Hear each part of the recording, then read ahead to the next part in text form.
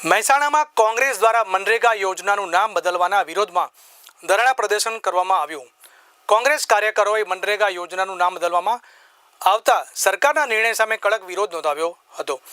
આ સાથે national Herald કેસમાં રાહુલ ગાંધી અને સોનિયા ગાંધીને ક્લીન ચીટ મળવા મામલે પણ કોંગ્રેસ દ્વારા ધરણા આપવામાં આવ્યા હતા. કોંગ્રેસનો મત છે કે આ કેસમાં રાહુલ ગાંધી અને સોનિયા ગાંધીને ખોટી રીતે બદનામ કરવામાં આવ્યા છે. ધરણા અને રેલી દરમિયાન મહેસાણા એ ડિવિઝન પોલીસ દ્વારા કોંગ્રેસના કાર્યકરોની અટકાયત કરવામાં આવી હતી. રેલી યોજતા જ પોલીસ દ્વારા કાર્યકરોને અટકાવી લેવામાં આવ્યા, જેના કારણે વિસ્તારમાં તણાવ જેવી સ્થિતિ સર્જાઈ હતી.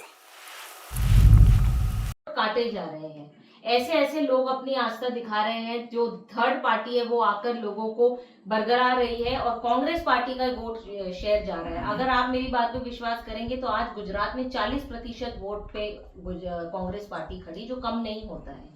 तो आगे हमारी रणनीति ये है कि हमें अपना वोट शेयर बढ़ाना है, बीजेपी को सत्ता से हटाना है. हमारी लड़ाई सिर्फ कुछ % वोटों की है और वो हम जरूर जीतेंगे. और आप देखिएगा 2027 में जो जनता है, जो परेशान है, जो चाहती है बदलाव, किसान चाहता है, मजदूर चाहता है, युवा चाहता है, तो सत्ता परिवर्तन 2027 में होकर रहे.